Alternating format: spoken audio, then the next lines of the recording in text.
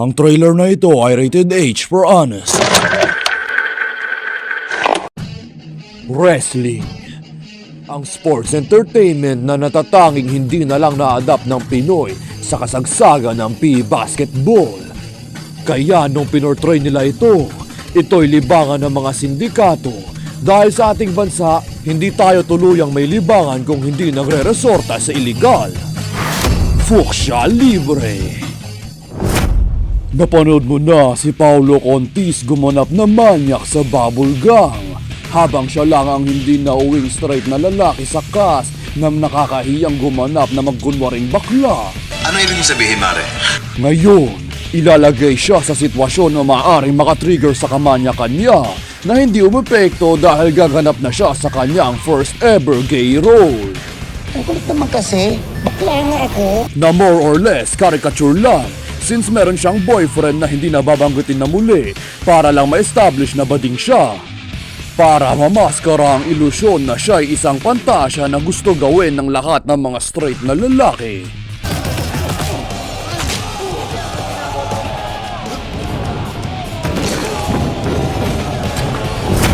Nung siya ay nakatanggap ng balangkas na pasok sa kahit anong genre ng pelikula. Kano niyo po plano ibenta? 5 million to ngayon sa market.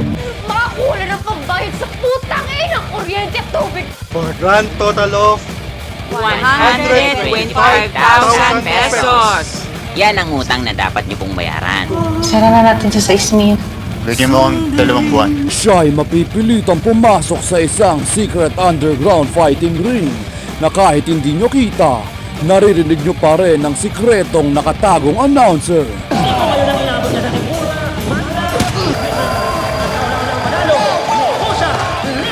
At eksklusibong nabobroadcast lang sa tinatawag nilang Deep Web. Tumaas palalo ang viewership natin sa dark web.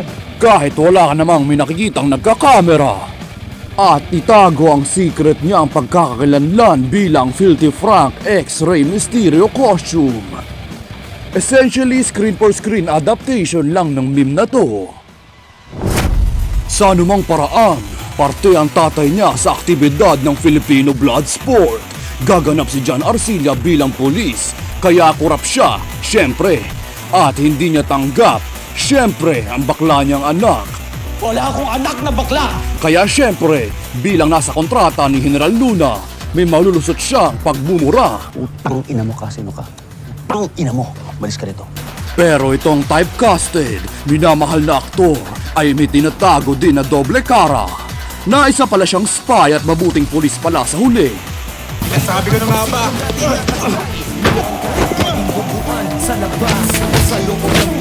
Pero nagpadugo pa rin siya ng biktima.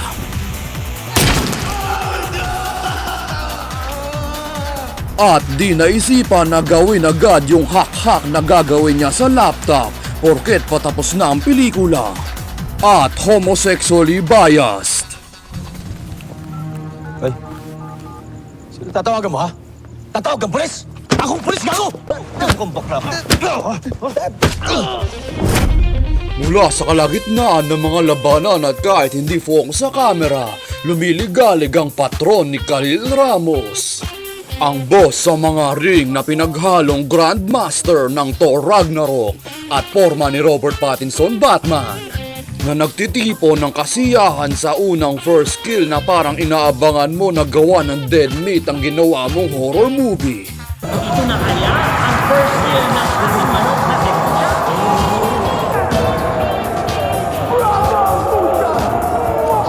Piliti na mag-fatality sa Mortal Kombat kahit ang may hawak ng controller ay di kabisado ang codes. Na dapat mong katakutan dahil napakabangis niya pag di mo sinunod ang protocol sa panahon ng pandemic. Hindi ako sumali rito! Para maging palaso! Uy, ba? Kaayaw ko sa lahat, Danny. Yung mga taong hindi sumusunod sa akin. Ang swerte mo naman, Gabi Padilla. Kaya ihanda ang sarili sa pasado at okay na wrestling na kwento na background lang sa drama tungkol sa anak na naghahangad ng katanggapan ng ama na pwede mong palitan yung illegal na aktibidad na pinasok nila sa kahit ano at gagana pa rin yung kwento. Kagaya ng illegal sabong? Pass. Ayoko muna manood ng Eric Mati eme-eming reactionary drama. Starring The Soft, Big Boss Man, Rohit Wonder, July ang Pride Month dangal, Gay Bane, ang astig mo na lola na mahilig rin sa wrestling. Kailangan nyo ba ng irrelevant veteran action star sa serye ni Coco Martin? And ang ninong mong pulis na dumadating kung kailan tapos na ang labanan. So, parang normal lang na ninong. Backlash! Dad, nakalimutan mo yata na pumupunta ako dito every Friday. Oo nga pala, Biyernes na naman. Welcome to...